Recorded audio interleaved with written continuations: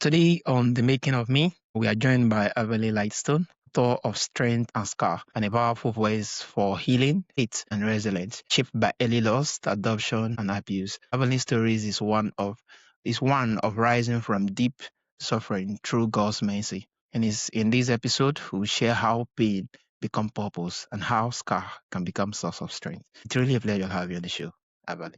Thank you so much for having me on your show. It's a pleasure being on your show. Yeah, thank you. So, Avani, your life was shaped by loss at a very young age. How did those earlier experiences influence who you have become later in life? So having like a lot of the scars in the early stages of my life is what really helped define me in many ways. Because the traumas and the trials and abuse that I've gone through is what really helped shape me. And without going through a lot of the issues that I went through, I probably wouldn't have grown in humility in many ways. A lot of teachings that is involved when you go through abuse and trauma, and I chose to learn from the abuse. Wow, amazing, amazing. So, growing up without the safety of every church deserve, how did you make sense of pain before you had the word for it? Um, so I think maybe people might need to know a little background of my story for me to be able to Yeah. answer that question. So my story kind of starts at a very young age. At the age of 3 years old, I tried to save my mother from a house fire. My dad was drunk, passed out, unresponsive as I was trying to wake him up, and he just wasn't responding. So I just felt like I needed to go and help save my mother. And she was trying to push me away, and we both was up in flames. And then I was then taken to the hospital to recover. And during the hospital, I didn't have any sort of like pain medication, morphines to help numb the pain, but I had to be scrubbed of the clothes that was burnt onto my skin. So I it was really hard because my mom passed away 3 days later after the accident, and my dad stopped checking up on me to see if I was okay. During those moments, I've just felt a lot of rejection, felt isolated and alone. And then as soon as I recovered, he placed me up for adoption soon after. And so I didn't have a proper time to recover and to be with my family once again. It was, okay, this happened. You're not going to go here. I'm not going to see you. I'm going to go to a different home in a different country. And so that was really hard for me to take in. I get adopted into a family here in Utah where the mother was abusive, and they had adopted 14 children. And I would say that it's really hard to feel like what you've gone through, that like you think having a second chance would give you a better life. And you're told that many times, like, hey, you could be in a worse situation where you were before, you're in a really good place. Yes, but we need to understand abuse is abuse, Yeah. regardless. It doesn't matter if just because you're in like a better environment, a better country, does not mean abuse is okay. And it really confuses a child to think that, especially a child has just been adopted, and is gratitude. We just can't like gaslight that child into thinking like, hey, it's okay for what you gone through. You got to tolerate that because you're adopted. Somebody helped you out. It gave you a second chance in life. I appreciate it, having a second chance, honestly. But like I said again, abuse is abuse. You don't hurt, you don't harm other Yeah. individual. It doesn't matter if it's a child, you know? We need to treat other people the way we want to be treated. And so the traumas really, really did shape me in many ways. Help me to really evaluate who I am as an individual and who I want to become. It showed different characters of people in my life, of how they carry themselves and who I wanted to become. Because there's people in our lives that are examples to us and we look up to them. And why would we want to look up to somebody that harms us? You know? And so I chose to learn from my mother and her abuse to become a better version of myself. I chose not to allow that to hinder me. So that's really what all this was is I just learned from what she went through and how she treated me and to be a better version of myself. I don't even know what to say, but it's really a lot. And the fact that you find purpose in it, I just thank God how everything actually gets to end, and the fact that you could actually speak more about it today. And I'm so sorry for all this past. All right. No, it's a like it's I see it as we all have our journeys and our Yeah. different paths. And some people have it a little bit more tough than others, but that does not mean like I'm better than you or you're better than me. It just means that hey, I can offer something that in my life that you may have not been through. We're Yeah. just kind of like teachers to one another Yeah. by So true. learning through our own experiences. So true. So as you grow older, what moments made you realize your story could be more than survival? So as I grew up and I realized that I knew that the abuse that I went through really made me in like the shell. It just made me close in. I didn't want to express myself and I didn't want to be seen in many ways. And I didn't want to hurt people by talking about my story. And I didn't want my I didn't want my mom to look like a bad person, especially where you're adopted and she's not your real mom, and you're being told that hey, you have a second chance in life, and you want to make it the best that you can.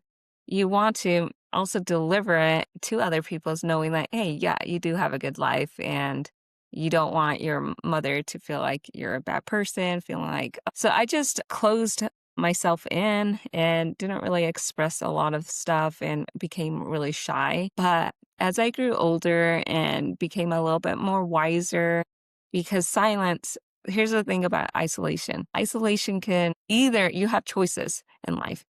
Yeah. So I was in isolation many times in my life, and isolation taught me a great deal. Either you can observe and learn a lot of keys and build yourself quietly and learn come into an understanding where you are in that point of life, or you can become a victim and feel sorry for yourself, feel hatred, become bitter, and not really go anywhere. I chose the latter, and during the time of in isolation and I was quiet, I was observing, I was learning, I was growing, and I felt like God was teaching me in many ways. And I started recognizing what my mom was doing was not okay. It was abuse, and that abuse can run silently. So here's a myth. People think that a family that may seem happy on the outside is just a really good family, but not all the time does it seem that way. Behind closed doors, there's things that happen. So just because somebody talks about it, um, you might want to reconsider that they are telling the truth when they're experiencing that. Just because your parents, your mom is serving a community and serving the church really well, and she's well known in the area, does not mean things are not happening behind closed doors. And when I recognized as I grew older and came out of the comfort of came out of my home and went out on my own, I started watching other people in ways that there are people that are in high places that are being abused, whether it's emotionally, physically, or sexually. You just don't know. And people just carry a mask. Many people, abusers, they they don't want to feel like they don't want to be known as has a title of Yeah. I'm abused by the abuse. Nobody wants that title. They want to look normal just like anybody else. Like, hey, I'm successful, I'm living my life. And so they become really crafty in the way they carry themselves by putting on a mask. So yeah, there's a myth out there that just because you might be from a prominent family does not mean like abuse isn't happening. And that is when I decided I needed to like really, I guess, do some more internal healing within myself so then I can be able to help other people. Because you can't really help yourself until you help Yeah. Amazing. yourself. Yeah. Yeah. Yeah. You can actually help. You actually seek help and being helped and be healed from all the trauma. That really speak volume. So faith Mhm. became central to your faith, to your healing.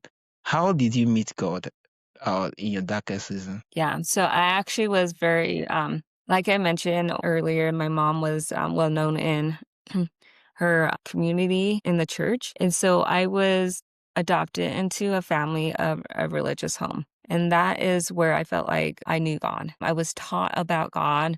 I was taught that you can, in my church, I was taught that you can like talk to him anytime you want. You can go in your own private place and like pray to him. During the times when I was being abused and I was going through a lot of hurtful moments and still recovering from what had happened in India, I took God and I prayed to him. Tested him and I felt a lot of comfort in many ways. I felt like he protected me from a lot of harm that could have um, been done to me, and he taught me.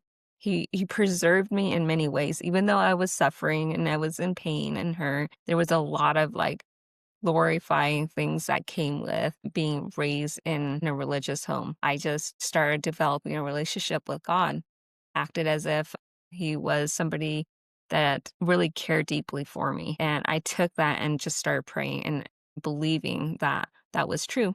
And it was true. And I started seeing as I started getting older and I look back, I saw some of the blessings where he was there in my life. And that is when I started developing a testimony of him.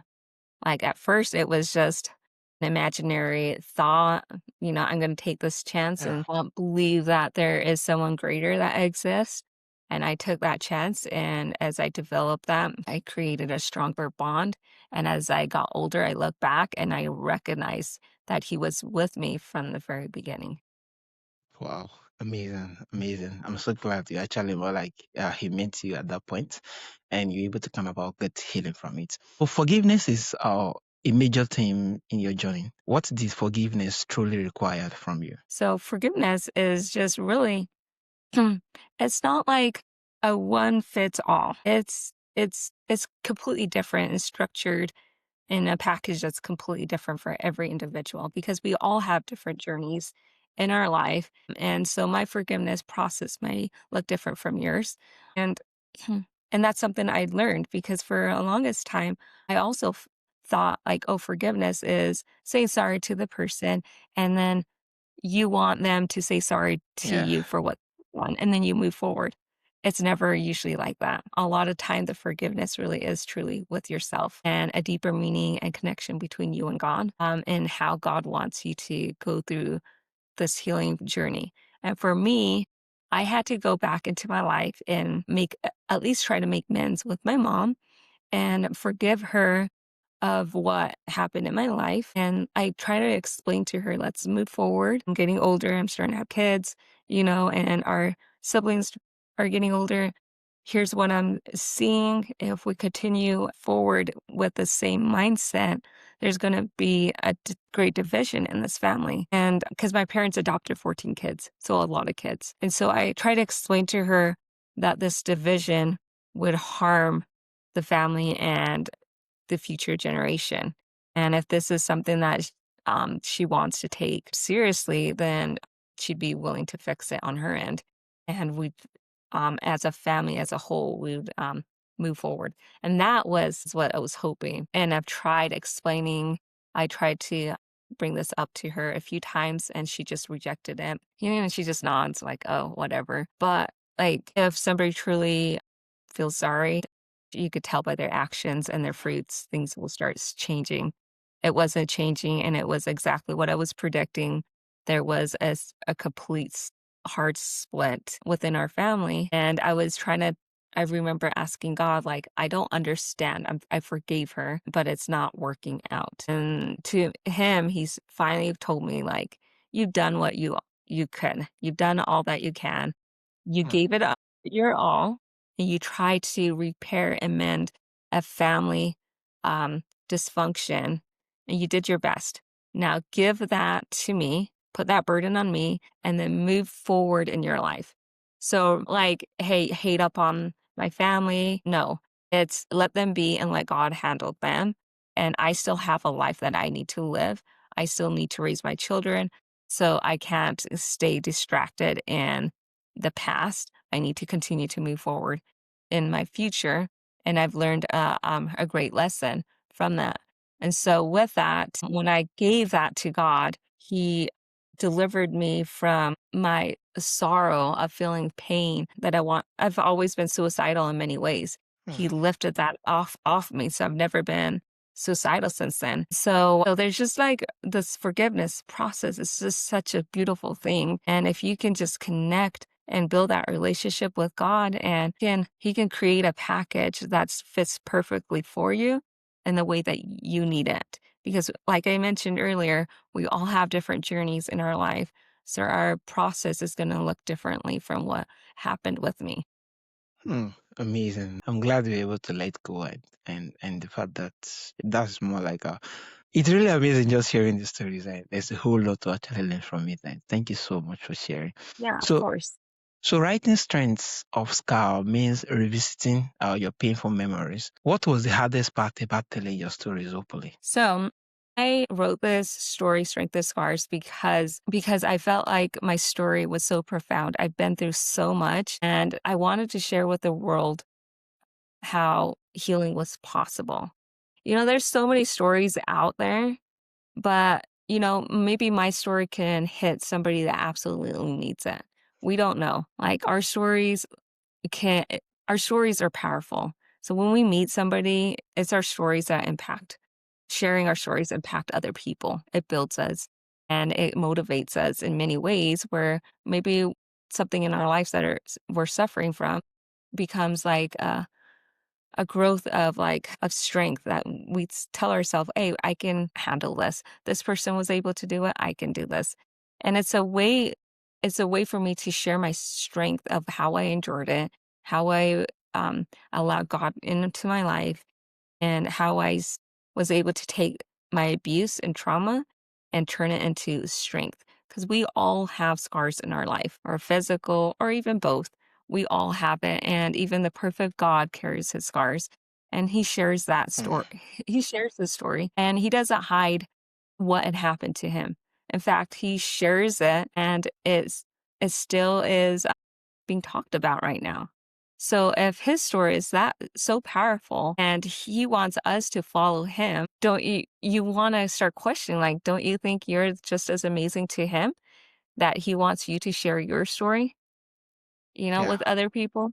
And that is why I titled the story Strength of Scars because we all carry those burdens and we all have a story to tell and we all can heal from each other when we talk with one another and build each other up.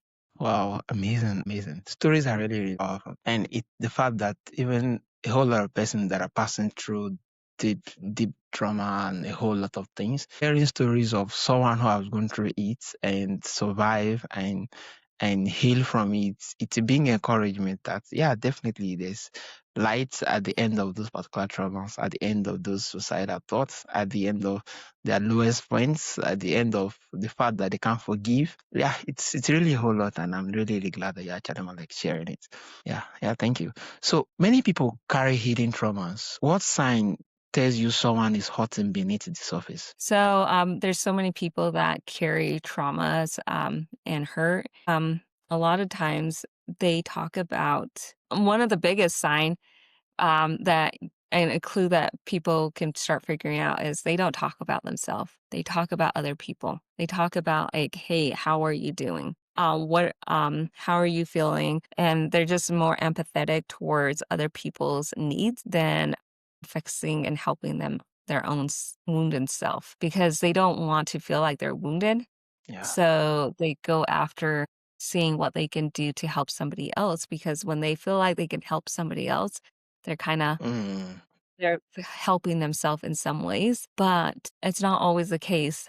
People really need to help themselves too to be able to heal because you can be able to there's going to be a point where the teapot blows up and you're not receiving any help on your end because you're giving, right? You're giving so much and you don't understand why the people can't see you. They can't see you because they think you're perfectly okay.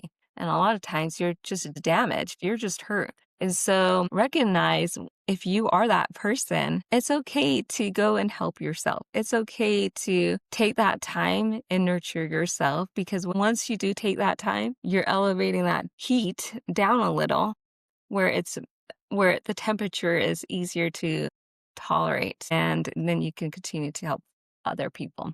But yeah, those are just some signs.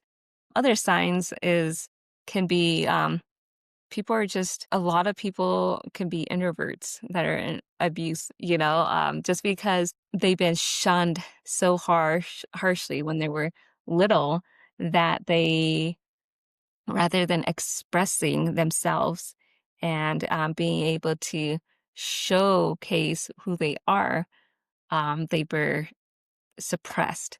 So they were suppressed. What do? You huddle and you stay, you become introverted in many ways. And so going through healings, you have to start within yourself. You start in with yourself and then you go outwards and you just kind of blossom like a flower. And then you start emerging yourself out. And so it's really important also, if you are an introvert and you've gone through abuse, that maybe there is a part of your personality that is an extrovert, and you might want to reconsider doing some healing within yourself. Amazing, amazing. Thanks for sharing a whole lot of the signs that speak volumes to it, because sometimes it's very, very easier to get distracted going through trauma, being that you don't want to look into yourself to see what you are in there. Because sometimes for those who have gone through trauma, it's difficult for them to see themselves as, yeah, they are amazing, they are space, they are who they are this, all they just want to do is external validation, just a way of actually like, yeah, shy away from seeing themselves through who they really are. And it's really amazing you actually more like share a whole lot about key point of them discovering it and seek for help and get healing towards it. Yeah, thank you. So today you help others walk forwards towards healing. What do you most want survivor to understand about their work? Yeah, so I think you have a choice in life, and if you can see your life as a storybook, how do you want to write it?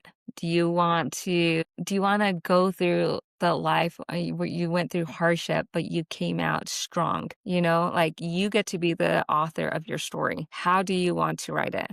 Yes, you were given, maybe some people are given like hardships. How are you going to overcome it? What changes are you going to make? What are you going to choose, not giving your power to someone else? And so you have a choice of making your story so beautiful that it could be an impact for your future generation. And as we work towards ourselves, you can either, like I said, you have choices. You can either become a victim.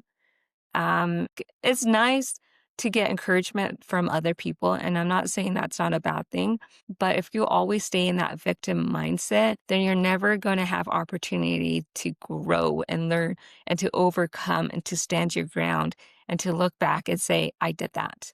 So you need to get to a point where you take a hold of yourself and you move yourself forward. And as you do that, you are becoming so powerful in so many ways, not for yourself, but people that are looking at you.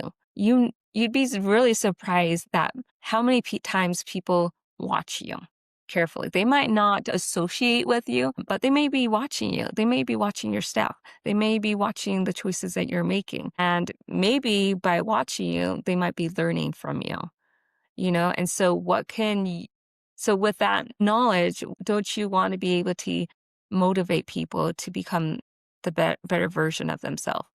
And don't you want to motivate your future generation to carry on a legacy where they look back at you and say, oh my gosh, my grandpa or my grandma was so amazing. They had a really hard life, but this is what they made of it. And you got your generation rejoicing with you because of the choices you chose to make. And to me, I feel like that's more rewarding than having a generation that looks back and say, yeah, my grandma went through hard times, but she fell apart, and it didn't help. So there's like a big, huge difference in the way you can take on your challenges and make them into strength. So you get to choose, like, the choices up to you. How do you want to carry your story? you could start now. The choice is always there. As long as you're breathing, you have a second chance. You have chances to make changes in your life. Wow, this is really encouraging that you have a choice in your life. You are the author of your stories, and yeah, definitely you can write it again. And thank you so much for sharing. Of Yeah. course, of course. So, looking back, how did God mercy transform suffering into strength in your life? Yeah, you know what? Suffering, people think like God must be mad at you because he allows you to suffer. But really, suffering is a good thing in many ways because it humbles us. It Mm. teaches us in so many ways where we rely on God. And God wants to help you. He wants you to give your burdens to Him. He wants you to trust in Him. And so sometimes suffering leads us to God and it helps us to finally how long is it going to take for us to suffer for us to give God a chance? And sometimes that's our own self-inflection and our thoughts. But suffering really is like it's nobody wants to go through suffering. Yeah, Like that's just one of those things that you don't want to go through. It's just natural not to want to go through that. Our body knows like, okay, this hurts. I don't want to be a part of it and knows that. And that's why it wants to push that away. But God is just a perfect man that came down here. He lived amongst us and he suffered with us. So when he suffered with us, knowing that in our own life, we're not suffering alone and we're not expected to be perfect. And that like when he was on the cross and he died for our sins, he died for our sufferings. And so the fact that he was willing to give us a gift and that he shed all that suffering on him, that we can look at our own suffering and can use it as a tool and an instrument to be stronger and to carry yourself in the most high way because the suffering is what leads us closer to him. Also helps us mold us into a being that we can be a better friend to our family members, to our neighbors, to maybe our coworkers, and those that maybe we just come across. It's by our suffering and it builds humility and yeah. discipline. Amazing, amazing. Thank you so much, Avonley. Mhm. This has really been amazing. So, Yeah, of Averen, course. for my audience who wants to learn more from you, who wants to kind of connect with you, what platform should they reach out and where is the best place to do this? Yeah, so I on social media like TikTok, Instagram, like YouTube, and you can also go to my website avonleylightstone.com and get a free chapter of my book just to get a glimpse of what the book is about. And then if you prefer to know what it's about before you purchase it. But yes, I would love to connect with anyone. I just want to build a community where we can start to heal and help one another and see the good in the world. Yeah, amazing. Thank you so much, Sabani.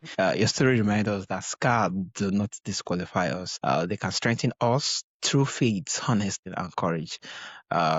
She showed that healing is possible and purpose can rise from pain. To explore more on our work and receive a free chapters of Strength of Scar, visit avonleylightstone.com. Thank you for listening to the making of me. And once again, it's really a pleasure having you on the show, Avani, in this episode. Yeah, thank you so much for having me. It's been a pleasure, and I appreciate your time Yeah, thank you. as well.